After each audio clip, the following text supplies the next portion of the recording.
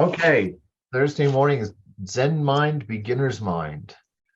And last week we got a little bit of a surprise when he referred to Buddha nature and Buddha himself. And, that kind of closed the final door in difference for me between Buddhism and the path of knowledge. He's got the Atman right there, Buddha nature, and he's got his idea, he said, or even Buddha himself. And so he's now got this universal self.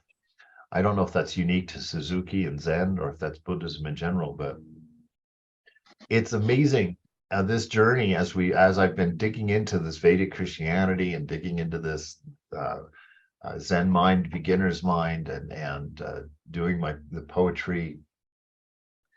I see so clearly, just in a laughable way, the oneness of all of these things, that they are. It's not the harmony of religions, it's the oneness of religions. They are all teaching the same thing in their own ways, with their own mythologies, their own practices, their own ideas around how it's manifested. But all the religions are singing the same song in different languages. And as that becomes so clear, it's such a comfort to know and to understand that Mother is God. She's juggling. She's a juggler on top of everything else. She's got all of these things going, all of these balls in the air, and she's the one juggling. They are all one. And it's such a delightful unfolding, such a delightful walk that's being experienced. So I'm so happy we all get to read about these things and share them. Can you imagine life without these things? Oh my God, I don't have to imagine. I lived 35 years of that horror. But anyway, all right, attachment to non-attachment. So he's going right to the jugular vein today, right to the heart of what has to be, what's necessary. It doesn't have to be done. That's one of the beautiful things. That's a little bit, I find myself afraid to believe it, but that this is a play. It's joy, this life. It's our attachments and it's our attachments that make it a misery or create our sorrows and our stresses. But the play itself, this underlying isness of the Divine Mother, is so profound and gives such a deep permission for expression, to express in any way that you're inspired to express, that truly life is taking you home. And the closer you get, you catch a vision of an idea of home. That's when you want to start running. That's when you just can't wait. You're just like you're just ready to go. But the whole journey is a journey to refuge, a journey to the realization of oneness, of wholeness, of the sweetness of being, that life is meant and is in its essence in this moment, no matter what your experience of the moment is. That's the question. From where are you viewing this moment? From what vantage point of ego have you chosen? If it's it's based on your memories and based on what you've done, it's created a perspective for you, and that perspective can be horrible. That perspective can be difficult and painful. But what you're standing on, if you can become aware of what you're standing on and not what you're looking at, you will find this gentle, beautiful, profoundly deep, permanent sense of bliss within yourself. That is actually the power, the battery that is running everything else that you're experiencing. It's it is grace itself. That silence of mind and grace, to me, are equivalent. That grace is the silent mind. It is the knowing self. And that grace, everything in your life is the constant, is that grace in action.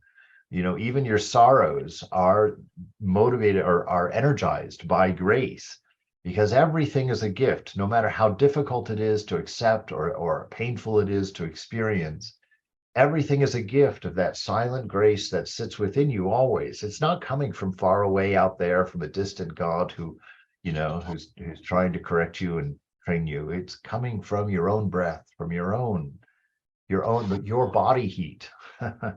It is your body heat. Grace is your body heat. It's just constantly present and you never think about it, and so to live like that, to become aware of that, that's we don't have to do that, but that's where the peace that passes understanding comes from. It's to become aware of the body heat of your soul, that constantly emanating grace of presence of the divine, that is flowing and playing and dancing and singing and acting everywhere. That's non-attachment. So grace is always present, and its wind or its heat is always felt. Hoisting your sail is to surrender, is to let go of the story that you think is you, so that the story that is you can manifest, become apparent to you. You can become aware of it, and to give up the idea of your thinking, to give up all of your mind, all of your active mind, to finally come to a place where, frankly, we love love more than we love our ignorance. That's all that's being required or asked of us, to love love more than you love ignorance. And if you frame it like that, you get a little bit closer, a little bit quicker, because who wants ignorance? So recognize your attachments as ignorance, not as pretty, shiny things, but as ignorance. And remember what they're blocking you from, this emanation of a profound and beautiful presence, your very own existence. And so he's going to take us there. He says that we are attached to some beauty is also Buddha's activity. This is a wonderful thing. I was reading some of Vivekananda's writings yesterday, and he was making a big point of that. Know that the unchanging self and the changing self are both one. They both are the self. We only reject the one as beginners, because we're not aware of the unchanging self, because it doesn't catch our attention, because we live in mind. We're not living in the heart yet. And when you live in the mind, you're interested in things that move, things that sparkle. When you're living in the heart, you're interested of things that exactly, things that don't have words, things that aren't linear, things that aren't limited by a past, present, and a future, that aren't limited by a cause and effect. It's freedom. Absolute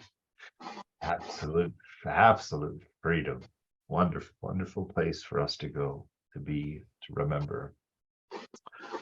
So he says, Dogen Zenji said, even though it is midnight, dawn is here. Even though dawn comes, it is nighttime. This kind of statement conveys the understanding transmitted from Buddha to the patriarchs, and from the patriarchs to Dogen and to us. Nighttime and daytime are not different. The same thing is sometimes called nighttime, sometimes called daytime. They are one thing. What's he teaching there? He's teaching this universal perspective, right? Which happens when ego diminishes. The less you are engaged in the particular of self, a defined self, the vaster your vision is, the vaster your understanding is. And you then become less concerned about the particular. That's where you find your freedom. If you're a particular person in a particular continent, on a particular planet, on a particular country, in a particular state, in a particular, all the way down to you, the assumed you, then you suffer a night and you suffer a day. But if you become a Vedantic astronaut and you step outside of the limitations of yourself, you see the whole, and you can see that day and night are the same, that one is just a shadow of the other. They are not independent, and that there is no reality. And in the end, you know that there is no night, because darkness is not a thing in and of itself. It's just the absence of the light. And so when you see that universal isness, there's a great deal of freedom because you're not subject to the particulars. You're not subject to a single perspective. It's that single perspective that creates the duality of night and day. And so we want to diminish that sense of ego, which is that sense of a particular. He says, Zazen practice and everyday activity are one thing. Yes, there's a truth. He keeps popping that one up. It must be important. Practice and life are one and the same. Spiritual life is not a component of life. It is life. And so your practice during the day is not the practice. The whole of your life is your practice. You can't do one without the other. If you try and do a practice without the life, you're on you'll get some exercise. It's like riding a stationary bicycle. You're definitely going to exert, you're going to experience, but you're not going anywhere. And so until your life becomes a manifestation of your practice, or life becomes practice, there's no, I want to say there's no movement, but none of these things make sense when you think about them, because when we're thinking and when we're putting things in order and arranging them in a sentence, that itself is not a violation, but it's an ignorance, it's a goofiness, so it's like, that's why I can't stop chuckling when I hear myself saying these things, because why? Really the best expenditure of our time would be to sit here and gaze lovingly into each other's eyes, recognizing that beloved everywhere.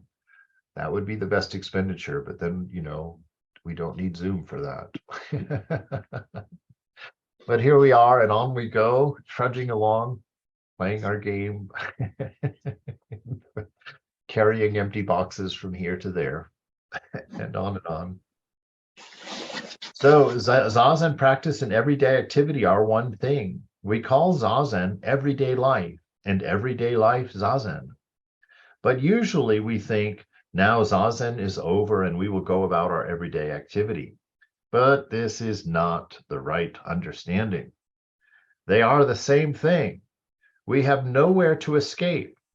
So in activity, there should be calmness. And in calmness, there should be activity. Calmness and activity are not different. That's very hard to understand from the physical perspective, because you're like, oh gosh, I don't know. When I'm active, I'm tired. When I'm calm, I'm calm. But it's the activity of a dream, right? You're sound asleep, completely calm in bed, snoring away, happy as can be. And in your dream, you're building a castle and you're sweating to death and it's hot outside and your workers are rising up against you and you're in this terrible situation. And there's all this bustling activity. But within which is that bustling activity happening? It's happening within the restful, dreaming self. And when you wake up, there's not going to be a castle. No matter how successful you are at building that thing, when you wake up, there's no castle. Because this activity and this calmness are one. They are not different. It's just a matter, again, of where you put your perspective, how you frame your world. Our seeming task in this life is to play the dream, knowing that we are the dreamer, knowing that we are the one comfortably, restfully asleep in bed, unaffected by all of the changing craziness of the dream. That's our challenge even in life, to play this game of life, play it well, get involved, be attached, and exercise your detachment so it can match your attachment. That's the ideal, right? Vivekananda says, it's not that we want total detachment. It's not that, because life is engaging. What we want is a power of attachment that matches, or a power of detachment that matches our attachment, so that we can grab or let go as we desire, so that we can't get stuck. Like the monkey grabbing the banana in the gourd, that story? That's how you trap a monkey. You put a banana inside like a pot, with one of those narrow vase type tops on it. The monkey will reach in and grab the banana, but then he can't pull it out because the opening's too narrow.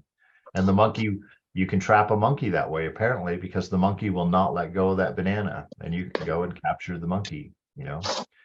And so this this is our problem. Our powers of attachment are fierce. They're wonderful. They're amazing. We can attach to things like crazy, but we're little weaklings, you know, we're little 8-year-old weaklings when it comes to detachment.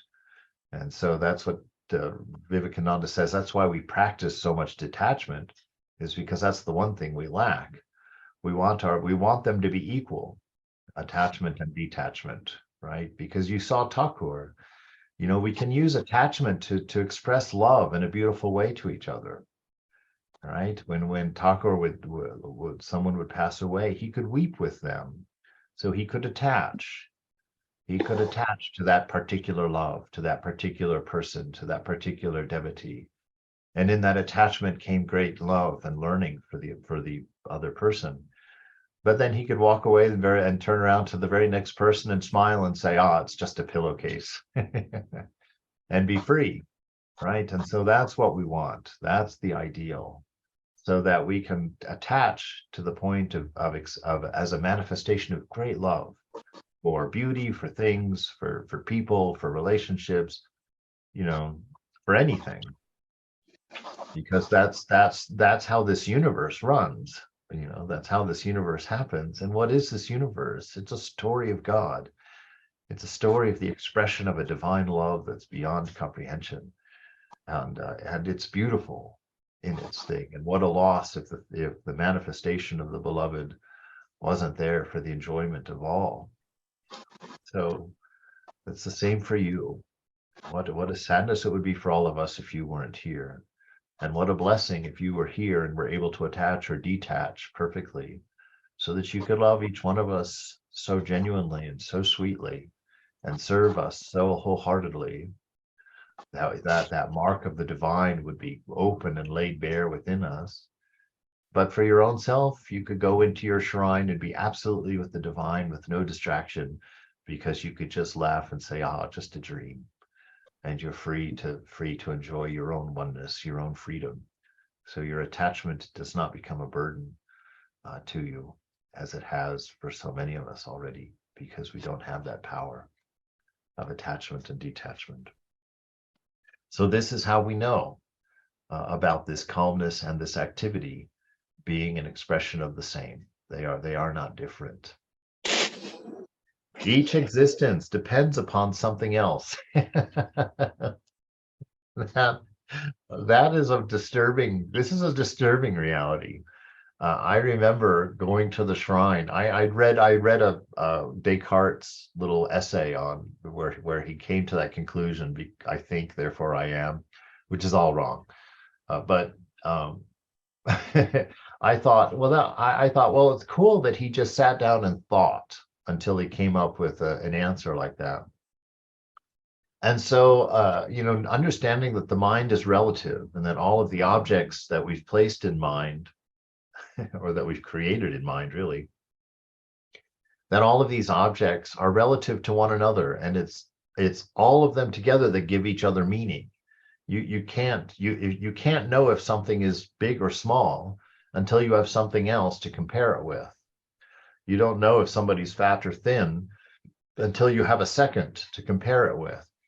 And so we see that's how we know. I'm wandering way past the point, but this world, if it could not be purely relative, it could not be purely relative, because you could know nothing if this world was purely relative, because you always need that second to define the first. What is the first? You know, that's why this absolute unchanging nature of the beloved, or isness of the beloved, that's why we know that there is an absolute, because only with an absolute, that initial measure, do we know anything about the universe. You know, do we know anything? And so, thinking about that, I went into the shrine to kind of just ponder to look for the question I asked myself. I said, okay, I want you to think of the one thing that you know that doesn't depend on anything else that you know. And so I sat there, like a child in his toy box, just rummaging through, trying to find my primary toy. I spent quite some time, at the time, I'll give you the spoiler, but you should do the exercise yourself just for fun. There's only one thing you know: I am, I exist. That's the only thing you know without knowing anything else. That's the only thing you have in your mind that isn't relative. It's the only piece of knowledge in there that doesn't depend on something else. And so it's really wonderful, because what is the I am? That is your beloved, that's God. And so just even through proper analysis, you arrive at the feet of God, of that divinity. And so he's going there with this, I imagine. Of course, he's not going to go to God because he's Buddhist, but he's going to go to Buddha nature. All right. Strictly speaking, there are no separate individual existences. That's right. There are just many names for one existence. That's a very playful truth, very playful, very high idea, but just wonderful. Because, again, that dream idea, I always wondered why we dreamt. And now, at this point in my life, I'm amazed at how important dreaming is, how much truth is presented in a dream for us. Because here he says just this: many names for one existence. In your dream, it's amazing to me that in your dream you can see a mountain. How in the world did I fit a mountain between my ears? And that mountain could be 200 miles away. And you're like, good Lord, where did I find 200 miles between my ears to put a mountain? And you just think about how space, time, all of those things that happen within a dream are happening between your ears. They're unreal, and yet they're all there. You can see that mountain plain as day. You can walk there if you want to in your dream. All of these things, and it becomes such a perfect demonstration of spiritual truth, which is amazing. If you look at your dream as a demonstration of spiritual truth, there's wonderful things. You could pull almost the entire Vedanta out of just sitting and pondering the nature of dreaming. And it becomes so convincing also,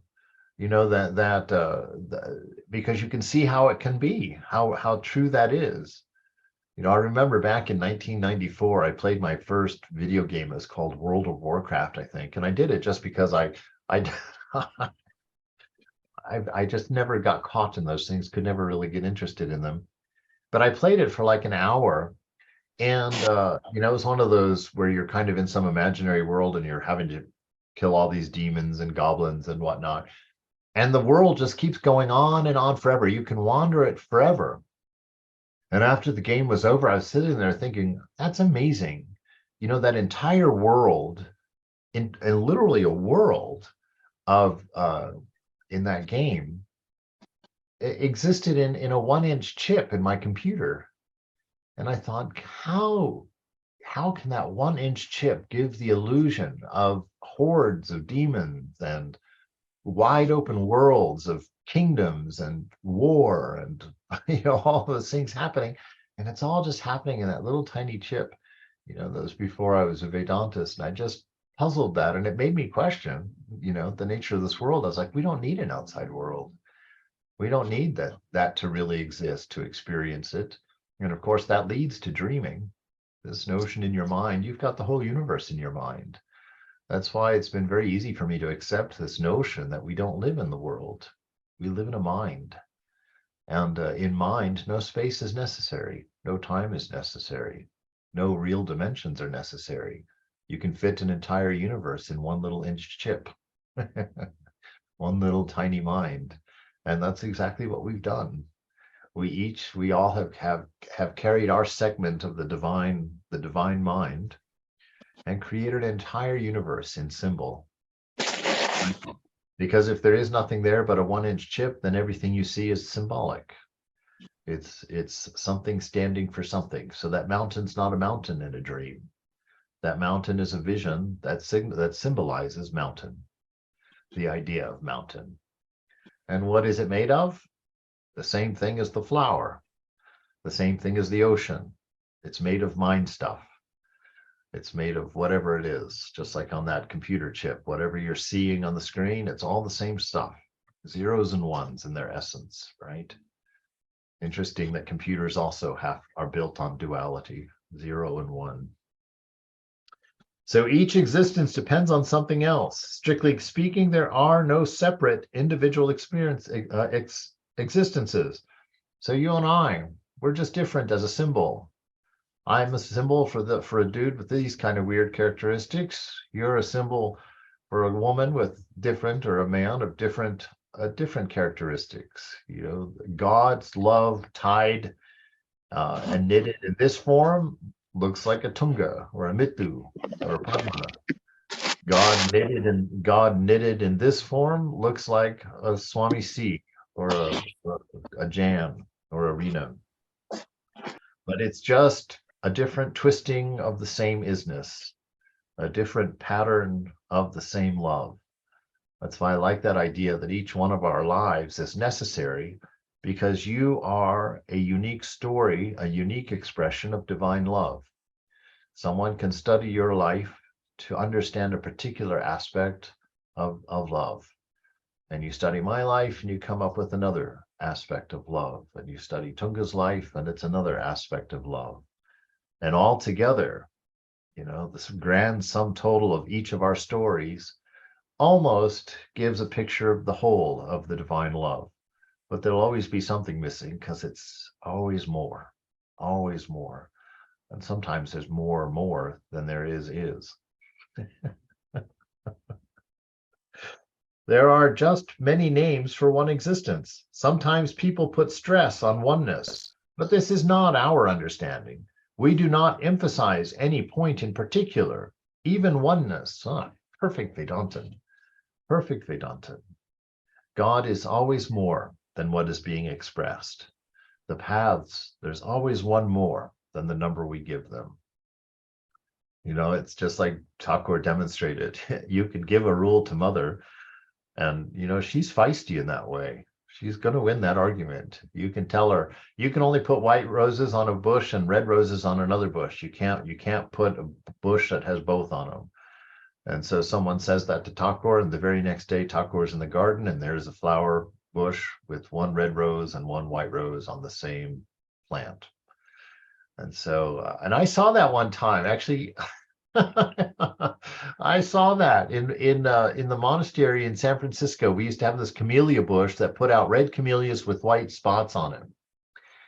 On the same bush one day, I kid you not, I'm not making this up just for a point. On that same bush, I saw easily an all white one day, and I easily saw an all red one. But one day I saw something that was even more amazing to me. I saw a flower that was split down the middle. The left side was pure white and the right side was pure red, no spots. It had broken completely in half. And I sat there just tickled to death, because I just, of course, what else could you think of but the Divine Mother messing with you? When you see something like that, you're like, truly, such a simple way of telling me that you're here and that you can do anything you want. The laws are your own. Mother is not subject to a law. And this is the wonder, really, of being, for sure. But we should always understand that so that we can keep our mind young, right? Don't let our mind get calcified into a particular way of thinking. This is the way the world is. This is what is real. This knowledge is the secret to eternal youth. Another pointing at your nature, that there is no such thing as age. And so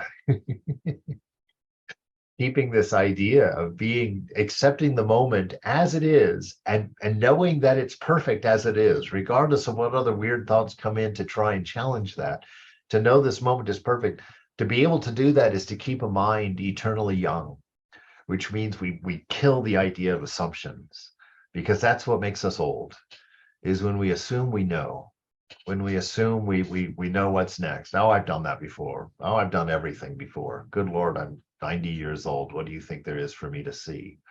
That's what makes us old.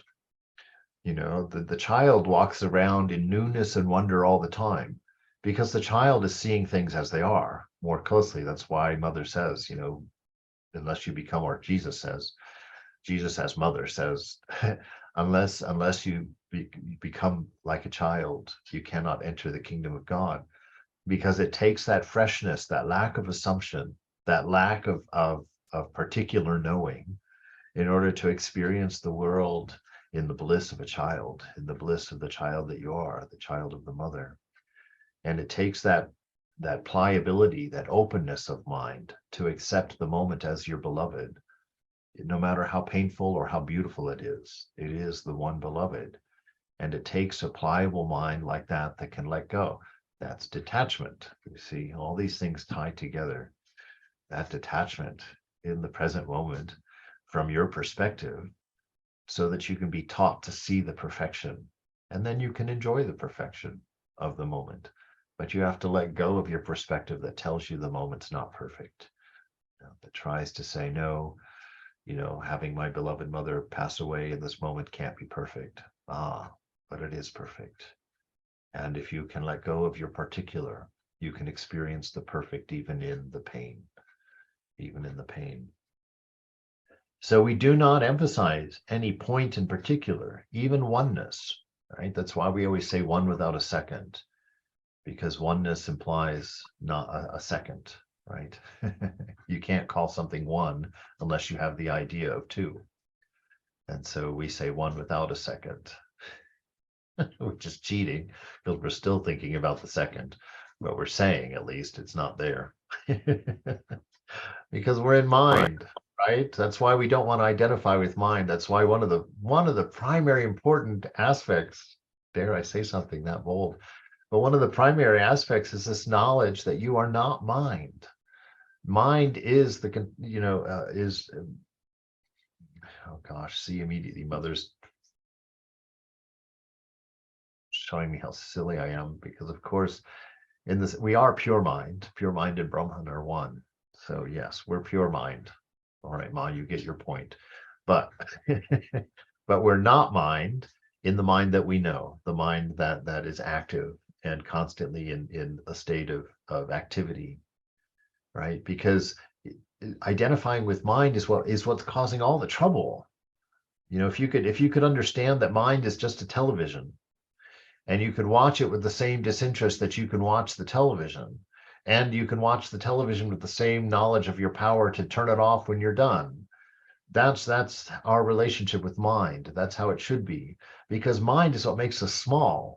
Mind is what makes us particular. Mind is what tells us the story and forces everything into time, past, present, and future, cause and effect, you know, time, space, causation. Those things, that's what mind does. It takes God and forces him into a very unnatural box, spread out over time with cause and effect. All of them imaginary, all of them conceptual, none of them real. And the reason the mind does that is because it can only deal with things shoved into it through the senses. So what good is that?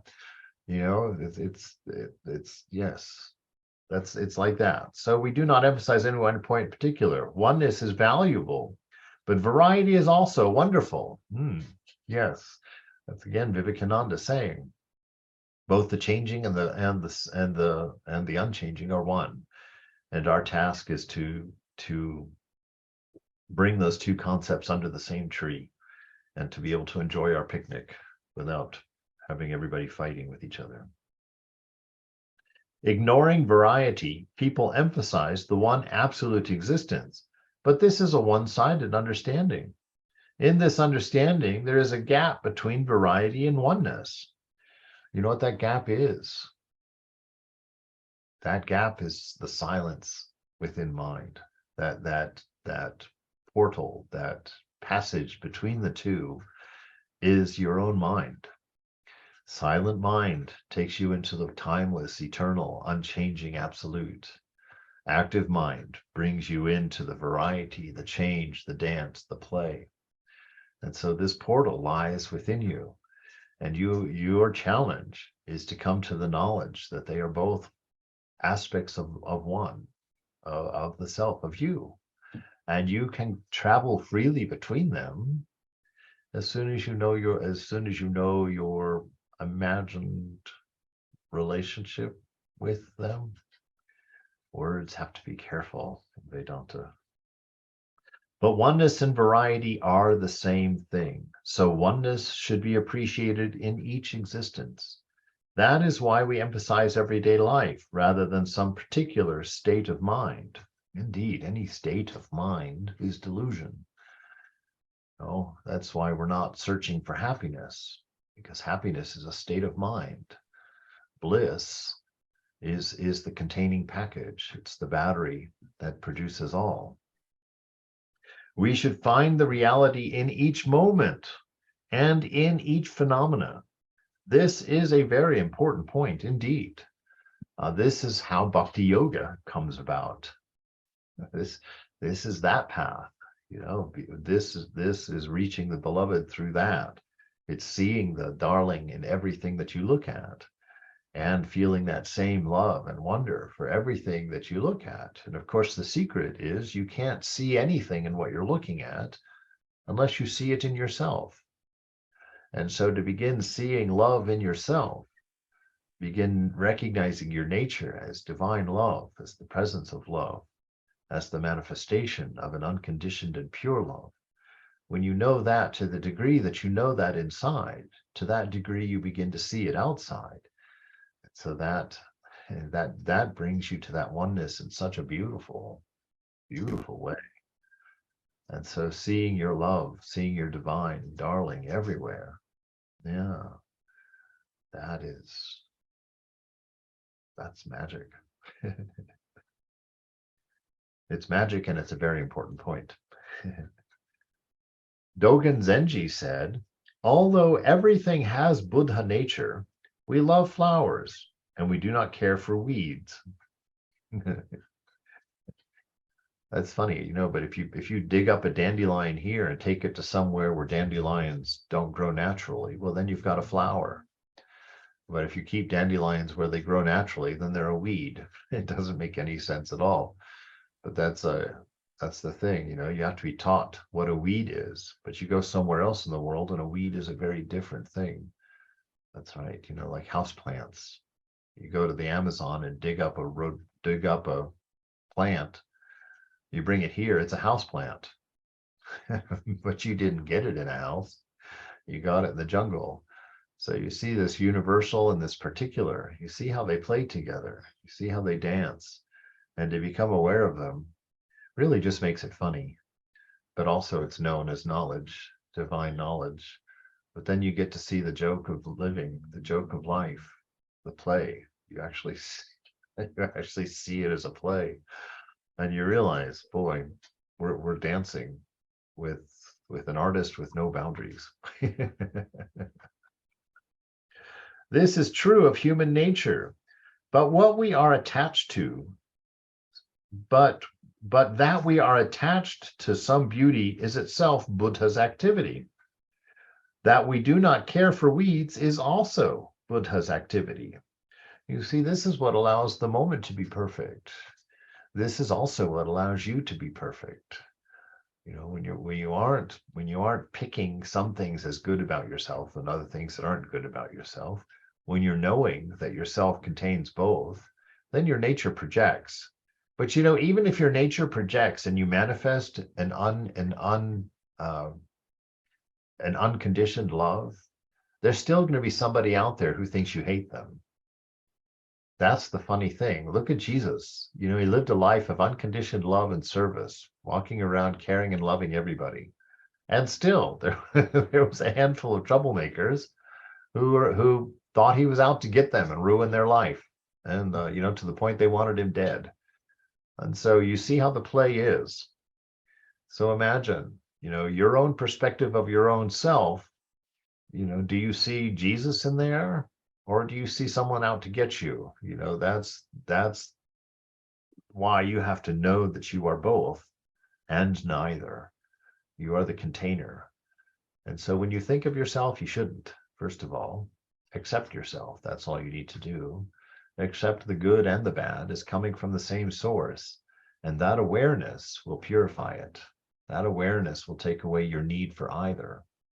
And in taking away the ego's need for either, you take away the ego's power for either. By taking away the ego's power, you begin to experience yourself, that oneness, that divine love, that which you have worshipped in the temple, you find radiating presently in you through everything that you do, whether it's throwing an apple at your husband or giving him a flower. We should know that. If you know that, it is all right to attach to something, right? Because if you know that, then you have the power to detach. That knowledge itself is your detachment. If it is Buddha's attachment, that is non-attachment. So in love, there should be hate or non-attachment. And in hate, there should be love or acceptance. It's that knowledge. It's looking at the planet from the moon. You see day and night simultaneously. You know the experience of both, and you realize that it is the sun that is the source of both day and night, right? So it's knowing that within yourself, without attachment to either. You know that there is no hate. Hate is just love unperceived, or perceived from a vantage point, an unknowing vantage point. Love and hate are one thing. We should not attach to love alone without knowledge. Without knowledge, he's talking from the dual perspective. You can't take half. You have to know that half contains the whole. We should accept hate. We should accept weeds, despite how we feel about them. If you do not care for them, you do not love them. If you love them, then love them, right? Accept everything in this moment as perfect. There's no other way for the mind to be calm. There's no other way for that still mind to manifest. That doesn't make sense. Still mind doesn't manifest. Still mind is that. It's the absolute. So it manifests everything else, but it itself is unmanifest. That's the point of stillness. Anyway, I'm going to spiral into my head here in a minute. Let's keep going. Usually you criticize yourself for being unfair to your surroundings. You criticize your unaccepting attitude. But that is a very subtle difference between the usual way of accepting and our way of accepting things, although they may seem exactly the same. We have been taught that there is no gap between nighttime and daytime, no gap between you and I. This means oneness, but we do not emphasize even oneness. If it is one, then there is no need to emphasize one. All right, subtle point, but taken. This is the reality. The important thing in that, what he's saying there, is that we don't, the reality doesn't have to be learned. Your nature does not have to be learned. It has to be open to. You already know. That's that whole story. You're already realized. You just have to realize you're realized. There is nothing to learn here. Vedanta is not, that's one of my favorite things, Swami Tattvamayinanda, my first day helping him unpack one of my repetitive stories. That's one thing that he said, which was delightful to me. He's like, he told me, he says, the scriptures do not exist to tell you about God, to tell you what God is. He says the scriptures exist to tell you what God is not, so that which is obvious can become apparent. And that's what our journey is in spiritual life. It's not an attainment. We're just trying to let what is obvious become apparent to us. That there is oneness is obvious. You just have to stop breaking it into pieces and living amongst them as if you're one of them. You have to know that they all exist within you like your dream did last night, and that you are the container of everything, and that everything in there, all of the throng of duality, are made of the same mind stuff in the sense of a dream, thought, right? Thought. And so once you know that that's the nature of this whole universe, the pain is greatly diminished. The pleasures are greatly diminished. And the peace of the calmness that makes them both one, that bliss of isness, becomes obvious, becomes apparent to you. But it's always obvious.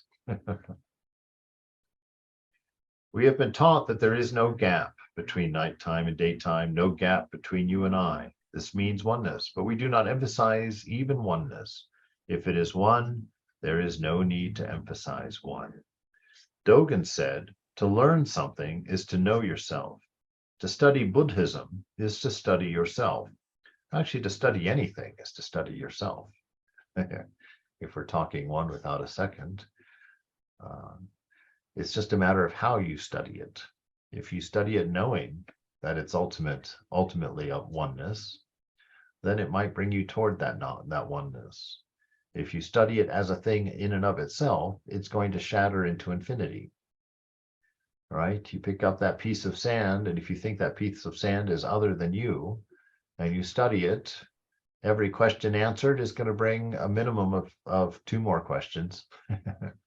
And those 2 questions will each split into 2 or 3 or 10 more questions. And then pretty soon you've got a university that has a degree in one subset of sand and a doctorate in a second subset of sand.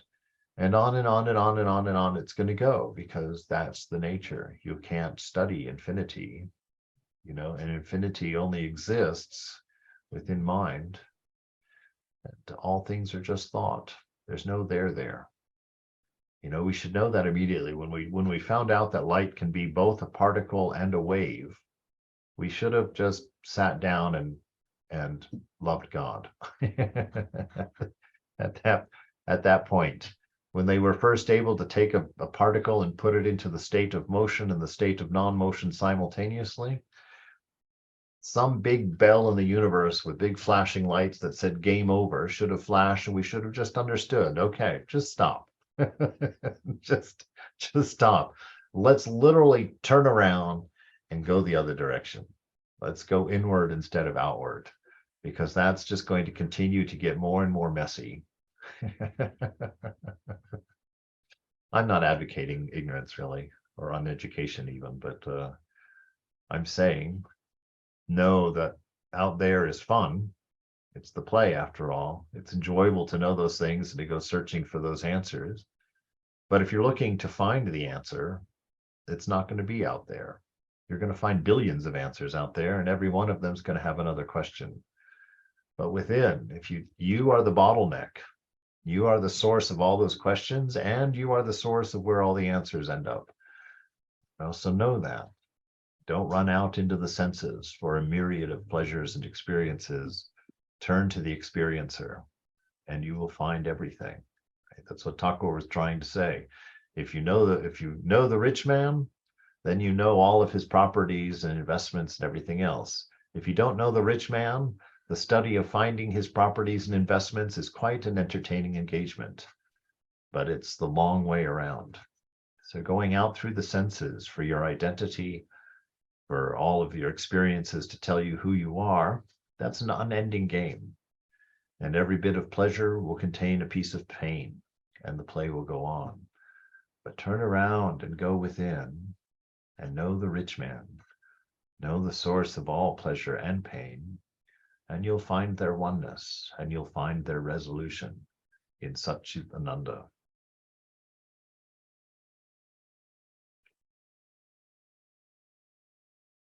To learn something is not to acquire something which you did not know before. This is straight from Vivekananda. You know something before you learn it. There is no gap between the I before you know something and the I after you know something. There is no gap between the ignorant and the wise. A foolish person is a wise person. A wise person is a foolish person. But usually we think he is foolish and I am wise, or I was foolish, but now I'm wise. How can we be wise if we are foolish? But the understanding transmitted from Buddha to us is that there is no difference whatsoever between the foolish man and the wise man. It is so. But if I say this, people may think that I'm emphasizing oneness. This is not so. We do not emphasize anything. All we want to do is to know things just as they are. That's interesting. Just to know things as they are. If we know things as they are, there's nothing to point at. There is no way to grasp anything. There is no thing to grasp. We cannot put emphasis on any one point. Nevertheless, as Dogen says, a flower falls, even though we love it, and a weed grows, even though we do not love it. Even though it is so, this is our life. In this way, I'm just going to read this through so we can finish it today. It is our way of life. In this way, our life should be understood. Then there is no problem. Because we put emphasis on some particular point, that's the whole thing, that's ego. That's the very definition of ego, is particularization. Because we put emphasis on some particular point, we always have trouble. We should accept things just as they are, finding perfection in the moment, finding the resolution of all things in your isness at this moment. This moment is your beloved in the bhakti path. This moment is God. This moment is perfect. So, adding all of these things that we've read today brings you to the feet of your beloved. That would be distressing to a Buddhist or studying a Buddhist scripture. So just tuck that in the corner of your dhoti and we'll move on with the path of knowledge here. This is how we understand everything and how we live in this world. This kind of experience is something beyond our thinking. In the thinking realm, there is a difference between oneness and variety, but in actual experience, variety and unity are the same. Because you create some idea of unity or variety, you see, this is the problem here. And what he's saying, all of this is from the point of a seeing person, of a person who's standing in a particular point and looking at a view, which it has to be, because you can't write a book without that perspective. So, you can't learn anything without that perspective. But outside the perspective, there's nothing to say. In that universal self, which sees all things as perfect and recognizes things without particularization, in that is that oneness. Because you create some idea of unity or variety, you are caught by the idea. Exactly, that's identifying with mind, the world of the changing. And you have to continue the endless thinking, although actually there is no need to think. I'll discourage some of you from taking that on, but others of you have at it. Emotionally, we have many problems, but these problems are not actual problems. They are something created. They are problems pointed out by our self-centered ideas or views. Because we point out something, there are problems. But actually, it is not possible to point out anything in particular. Happiness is sorrow. Sorrow is happiness. There is happiness in difficulty, difficulty in happiness. Even though the ways we feel are different, they are not really different. In essence, they are the same. This is true understanding, transmitted from Buddha to us. All right. We're 10:06. I never get questions, so I'm safe to say, do you have any questions?